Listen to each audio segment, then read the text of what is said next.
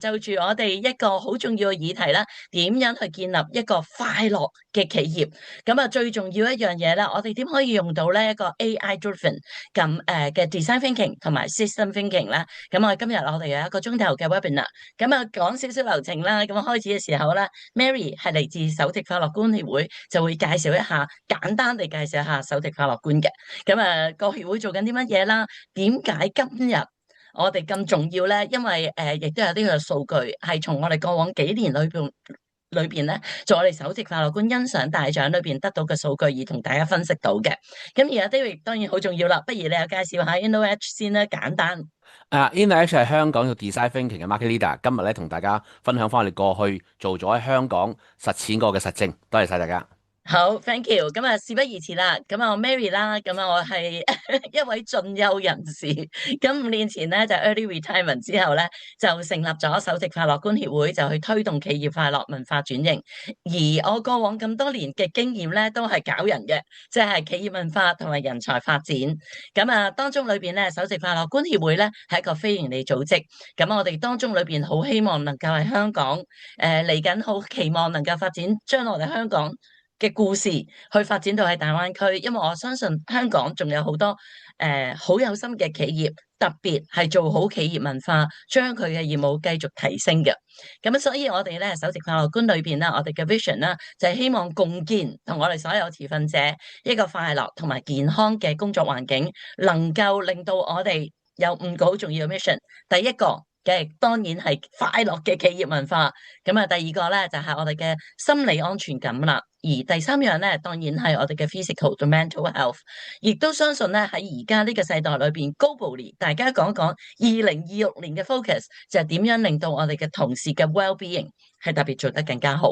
好啦，而第四樣咧，同我哋今日息息相關啦，點樣用科技去能夠影響到我哋無論新嘅一代啦，轉型，令到我哋嘅生產力提升，令到我哋更加有效率去做事。咁我當所有人都好有效地工作嘅時候咧，我絕對相信大家應該係可以 work-life balance 多啲嘅。雖然我成日都講 work-life integration。好啦，而最重要咧，首席快樂觀咧係一個平台，能夠希望將我哋咧好嘅嘢咧，或者我收集到喺大家身上好嘅嘢咧，同大家一齊去分享。而過往亦都好開心啦，線上你會見到咧，我哋有20幾位嚟自官商學界嘅 honorable advisor，一不停喺唔同嘅方向咧，都去支持住我，俾好多嘅方向呢個協會去推進嘅。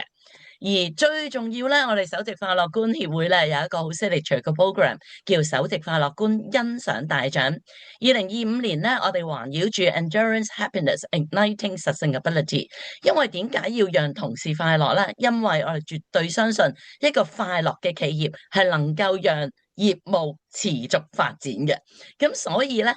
快樂係一個 ultimate goal，但係我哋絕對相信，如果我哋有好好嘅corporate governance 嘅 stewardship，即係我哋嘅 leaders，咁啊，甚至乎我哋有啲政策喺 employee 嘅 well-being 嘅策略上邊，企業裏邊嘅 culture transformation，同埋我哋點樣去 develop 一個政策。因為好多時大家誤會，喂，要同事快樂，我搞個拉花班，搞一個皮革班，搞一個瑜伽班俾快樂咯。No，其實係一個長遠嘅部署同埋策略。所以喺我哋嘅 CHO Appreciation Award 過往5年裏邊咧，我哋收集咗好多唔同一啲好好嘅 policy，能夠讓企業能夠持續發展。當然你話喂，咁 Mary 頭先你所講嗰啲活動係咪唔計數啊？唔係，我哋會覺得係一啲錦上添花，一定要有嘅嘢，但係長遠嘅策略先能夠讓業務能夠持續發展。咁啊喺2021年至到2024年咧，我相信咧大家都會見到而家線上嘅 logo 啦，亦都係我哋過往裏邊無論10大最快樂嘅企業、5大最快樂嘅中小企，以至我哋優異獎嘅公司。所以喺過往咧，我哋都接近咧有接近100間嘅公司喺過往4年裏邊。咁當然2025年咧，我哋喺10月27號咧，亦都舉行咗我哋第5屆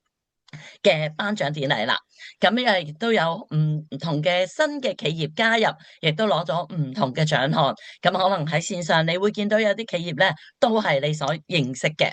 咁啊，2025年我哋嘅頒獎典禮亦都好多謝陳百里副局長作為我哋嘅主禮嘉賓啦，而陳敏儀咧亦都係我哋嘅快樂大使，仲有我哋兩位咧好美麗嘅 MC 啊！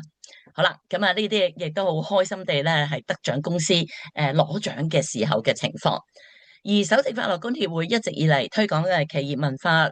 快樂文化咧，我哋最期望咧每一間得獎公司咧都會獲得我哋嘅 CHO recognition logo。咁啊好多時我都成日講啦，如果作為打工仔嘅我哋，往後嘅時間咧，我就幫你 filter 晒所有嘅公司，佢哋嘅得獎公司就係幫你揾咗佢哋係最好企業文化啦，最快樂嘅企業啦，為員工嘅福祉。係做咗好多唔同嘅部署，甚至乎喺我哋 ESG 裏邊咧，佢特別喺 S 同埋 G 嘅部分咧，係做咗好多長遠嘅策略。所以大家會見到咧，當佢攞獎咧，就會攞咗 CHO Achiever 嘅 recognition logo，而連續5年咧就會得到我哋嘅 Master recognition，而連續10年證明佢係一個好 visionary 嘅 leaders 或者一間企業。咁而家今年咧，我哋有2間嘅企業咧係獲得我哋連續5年，第一間就係麥當勞，已經連續5年攞到我哋嘅 Master recognition， 而另外一間咧就係中小企 Dialogue in the Dark， 咁佢亦都攞咗我哋5年連續得到呢個獎項。好期望線上嘅朋友，如果你想知了解多少少咧，咁我哋隨時都可以為你解答更加多。而每年咧，我哋大概5月嘅時候咧，賣下廣告先，咁啊開展我哋新一屆嘅 award 嘅 application 啦。呢個獎咧，曾經被大家好多 HR 嘅朋友譽為一個魔鬼獎，咁我都講少少呢個獎咧。其實我哋真係過5關斬6將，亦都需要面見評審。咁咧，當你有興趣，當然係 submit 你嘅 enrollment 啦。然之後咧，就會有一個我哋俾咗一條 unique link 嚟，就俾你同時咧去做一個 online 嘅 happiness index 嘅 survey，係唔記名嘅。咁呢一度咧，因為我哋希望咧聽到僱員嘅聲音，因為僱主就係個 written submission，一定係參加得比賽，一定係寫得好好嘅。咁亦都因為大家咧都會好俾心機，而喺個佔比裏邊咧，個 online 嘅 survey 係佔30%，而我哋嘅 written paper 係佔20%。而經過我哋第一輪嘅甄選之後咧，就會揀選一啲做得好好嘅企業咧，進入我哋嘅 final presentation，而嗰度係佔50%。咁最後當然係揀出我哋10大最快樂嘅企業，跟住就我哋嘅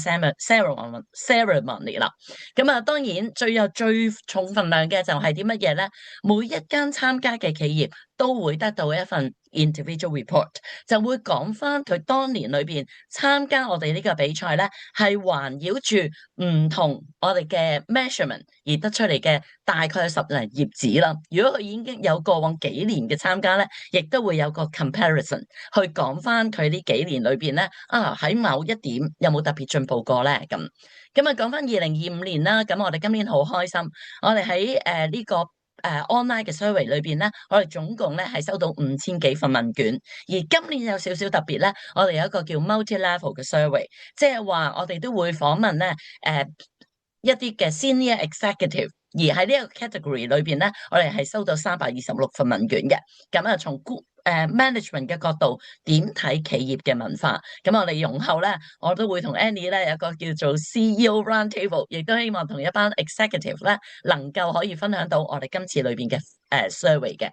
咁當然，大家如果好想知道更加多成功企業嘅例子，我哋過往咧亦都有4年咧，我哋去走訪一啲得獎嘅企業，大家可以 search 咧我哋嘅 website 裏邊嘅 CHO Review， 咁亦都會睇到咧我哋唔同嘅成功故事。咁當然啦，咁啊當可以聯絡我哋嘅，咁啊無論你對我哋頭先所講，即係 Mary 所講嘅一啲嘅分享有任何嘅意見，或者你更加想多啲了解我哋其實點可以參與呢個獎項啦，或者參與之後我哋 benefits 係啲乜嘢啊，可以隨時聯絡我哋啦。